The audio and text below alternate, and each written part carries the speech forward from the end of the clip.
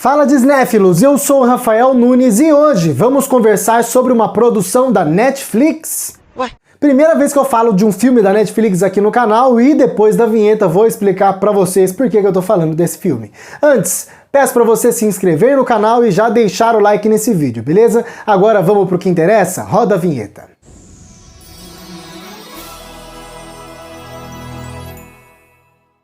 The Woman in the Window, A Mulher na Janela. Filme original Netflix, dirigido por Joe Wright.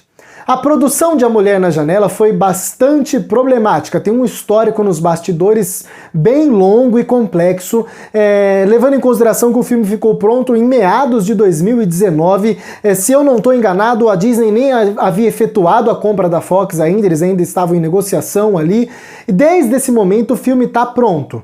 O filme veio a sair agora, em 2021, durante a pandemia, primeiro porque, segundo o que o pessoal diz, o filme foi exibido em sessões de teste, algumas pessoas não gostaram muito bem da pegada do filme, não entenderam o que estava acontecendo, então o estúdio resolveu refilmar. Refilmado, o filme seria lançado nos cinemas, mas veio a pandemia, acabou atrasando, e como a Disney não via potencial em A Mulher na Janela, acabou vendendo os direitos de distribuição para a Netflix. Aqui entra aquela questão, por que eu tô falando de A Mulher na Janela aqui no canal? Porque apesar da Netflix ter distribuído o filme, quem produziu o filme foi a 20th Century Studios, e inclusive o logo da 20th Century Studios aparece, a abertura do estúdio aparece antes do filme iniciar, mesmo você assistindo na Netflix, ou seja, o filme ainda é uma produção da 20th Century Studios. Tem o logo da empresa no pôster do filme, né? E como no final do ano vou fazer as minhas listas clássicas de melhores, piores filmes do ano e também aquela lista geralzona, né? Esse filme aqui não pode ficar de fora por ser um filme da Disney, um filme da 20th Century Studios. Por isso eu estou fazendo a crítica dele. Meio atrasada, porque o filme saiu em maio, né? Bem atrasada, na verdade, mas eu não poderia deixar passar. Algumas pessoas que são mais ligadas no que está acontecendo aí devem estar se perguntando, bom, se você está fazendo a crítica de A Mulher na Janela, possivelmente você vai fazer a crítica de Everybody Talk About Jamie. Desse filme eu não vou fazer, esse filme a Disney vendeu para a Amazon, porque esse filme aqui, ele não foi produzido pela 20th Century Studios. A 20th Century Studios ia distribuir um filme, mas quem produziu foram outros estúdios. Quando a Disney vendeu os direitos de distribuição para a Amazon, a Disney não tem mais vínculo nenhum com esse filme, que não é o caso de A Mulher na Janela. A Mulher na Janela ainda é um filme da 20th Century Studios. Everybody's Talking About Jamie, não. Então vou fazer crítica desse, de Jamie não vou fazer.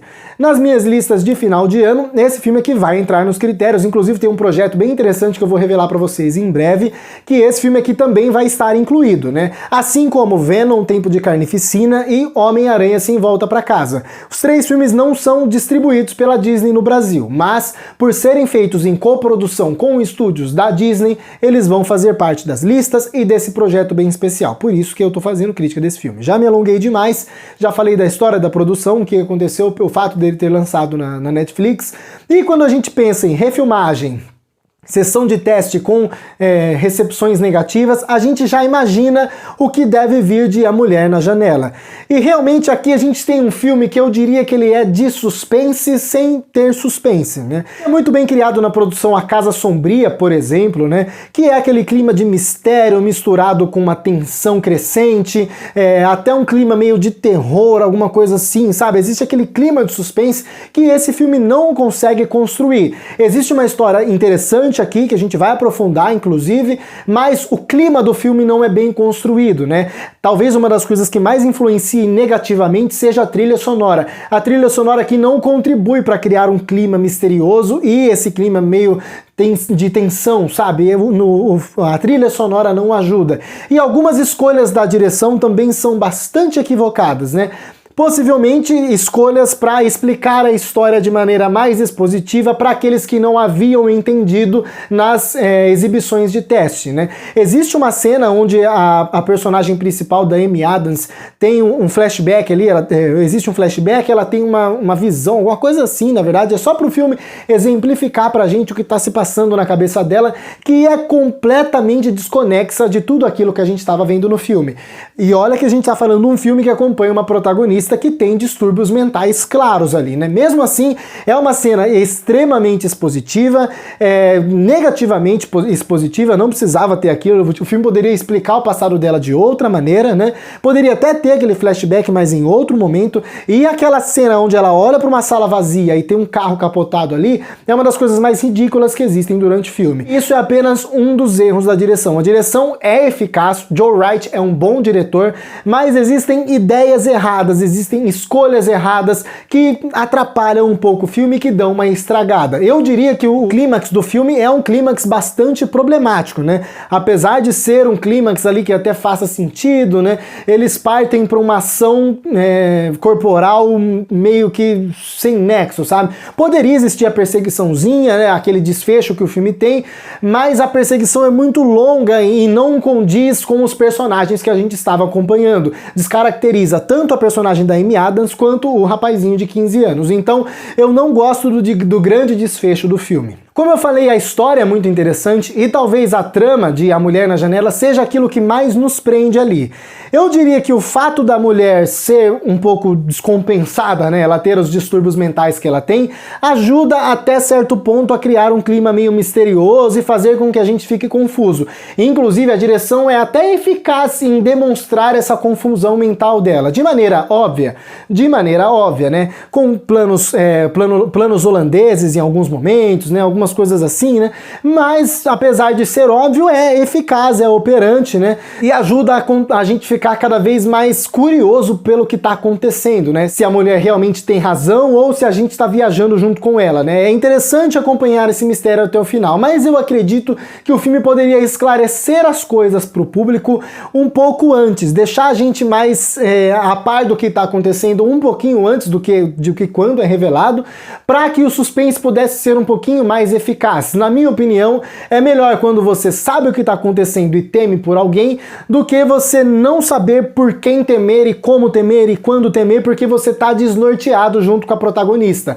O vínculo com a protagonista o filme já havia criado. A todos nós que assistimos o filme, como a gente acompanha muito de perto a personagem da Amy Adams, a gente se aproxima dela facilmente. E o filme é bastante eficaz em nos aproximar dessa protagonista. Então chega uma hora que o filme deveria ter uma ruptura ali, sabe? A gente deveria parar de acompanhar as confusões mentais dela junto com ela, ficar esclarecido do que está acontecendo e o filme começar a colocar essa personagem em perigo. O filme coloca ela em perigo, né? Mas seria interessante se a gente tivesse pelo menos um norte do que está acontecendo, né? Não aquela grande surpresa. O filme tenta jogar uma reviravolta ali, surpreender o público, até surpreende, mas eu não gosto da maneira que isso é feito. Não contribui para o suspense do filme, que é o prato principal. Esse é um filme de suspense. Porém, a história ainda é instigante, era o que eu estava falando, né? O que nos prende até o final do filme é essa curiosidade de entender o que está acontecendo, de compreender o mistério todo. Isso com certeza é um ponto a favor, mas não é um ponto do filme, porque o filme é uma adaptação cinematográfica de um livro de sucesso. Então, a ideia da história, a trama, vem do livro, o filme só adaptou. Então não dá para acreditar o filme tanto assim por ter uma história muito boa, sendo que quem criou a história não foi ele. Outra coisa que joga contra o filme são as claras referências às produções de Hitchcock, né? É muito difícil você não comparar com filmes do Hitchcock, até principalmente A Janela Indiscreta, primeiro por causa da premissa da história, né? E o filme referencia demais, não só A Janela Indiscreta, como outros filmes do Hitchcock, como Psicose e Os Pássaros. Então o filme ele tá sempre referenciando e se comparando aos filmes do Hitchcock. E isso é muito ruim pro filme, é até injusto você comparar um filme do Hitchcock com A Mulher na Janela, porque os filmes do Hitchcock estão aqui. A Mulher na Janela precisa comer muito arroz e feijão para chegar no dedinho do pé de Janela Indiscreta, por exemplo, né? Então o fato do filme ficar toda hora se referenciando esses filmes joga contra o filme. Seria melhor se o filme, apesar de referenciar, tentasse se distanciar. Não ficar, tá vendo? Olha só como a gente é, e olha como eu sou igual, olha como eu sou isso, como eu sou aquilo. Porque isso fica uma coisa tipo, não, você não é assim, filme. Esse filme é isso, você é outra coisa, e uma coisa pior. Então não se compara, porque você perde na comparação. Com certeza é um erro tentar referenciar tanto assim. O filme tem uma pretensiosidade muito grande, né? Que é nítida na maneira com que a história é conduzida, né? Então é complicado isso, sabe? O filme é muito pretensioso, mas ele não consegue atingir tudo aquilo que ele acha que ele é.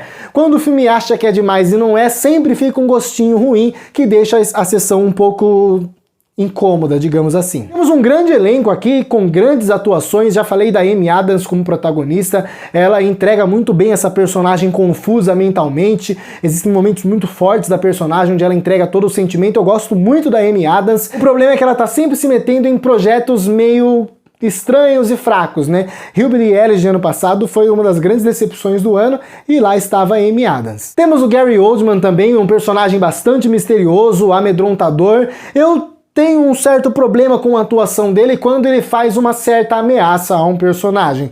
Eu não gosto da maneira que essa ameaça é feita porque você não consegue sentir toda a imposição que o roteiro pedia, entendeu? Ele não consegue impor tanto essa ameaça física, digamos assim, né? Então é o único momento que me incomoda no personagem dele. Mas o Gary Oldman é um atorzaço do caramba, que inclusive ganhou o Oscar em um filme do próprio Joe Wright, que foi O Destino de uma Nação. Então eu gosto do ator, só esse pequeno pontinho que eu não poderia deixar de citar.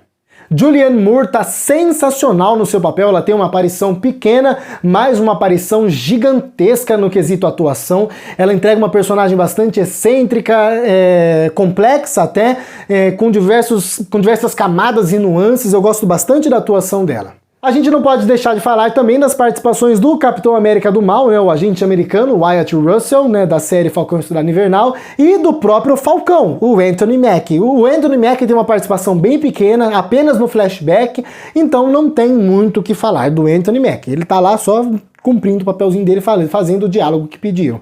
E o Wyatt Russell já tem mais presença e é um personagem interessante. E nessa produção aqui a gente consegue ver quanto talento tem o ator. Ele é bem talentoso e eu gosto bastante da participação dele aqui. De maneira geral, A Mulher na Janela não chega a ser uma experiência descartável ou ruim. Tem o que gostar aqui, a história é intrigante e instigante, a direção tem os seus lampejos de criatividade, apesar de ser um pouco inconsistente e errar um pouco a mão, indo por umas coisas um pouco desconexas daquilo que estava sendo construído.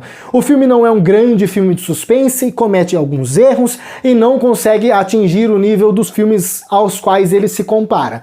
Mas confesso para vocês que é uma experiência interessante, vale a pena pela história que está sendo contada e tem o que gostar.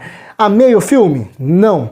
Tá longe de A Casa Sombria, por exemplo, que assisti recentemente e também fiz crítica no canal. Mas eu não deixaria de recomendar. Se você gosta do gênero, pode ser que você goste desse filme. Ele só tá longe de ser uma ótima opção ou uma boa opção. Por isso tudo para A Mulher na Janela eu dou uma nota 5. E agora eu quero saber a sua opinião. Já assistiu A Mulher na Janela? Ainda não assistiu? Tá curioso? Não tá? Deixe suas opiniões aqui nos comentários, se você concorda comigo ou discorda. Vamos debater, vocês sabem muito bem que eu adoro ler os comentários de vocês e prometo responder todos os mais relevantes pelo menos. Se você gostou desse vídeo e gosta do conteúdo do canal de Cinéfilos, se inscreve e ative o sininho para receber as notificações dos próximos vídeos. Também não se esquece de deixar o like, que me ajuda pra caramba. Se não gostou, só deixar o dislike, mas não sai daqui sem marcar uma dessas duas opções porque me ajuda muito, beleza? Te convido a me seguir nas minhas outras redes sociais, por lá tem mais conteúdo e conteúdo diferenciado desse que eu faço por aqui. E é isso, muito obrigado a você que assistiu mais esse vídeo até o final. Até a próxima e falou! Temos Gary Homem Velho nesse filme também, Gary Oldman, né?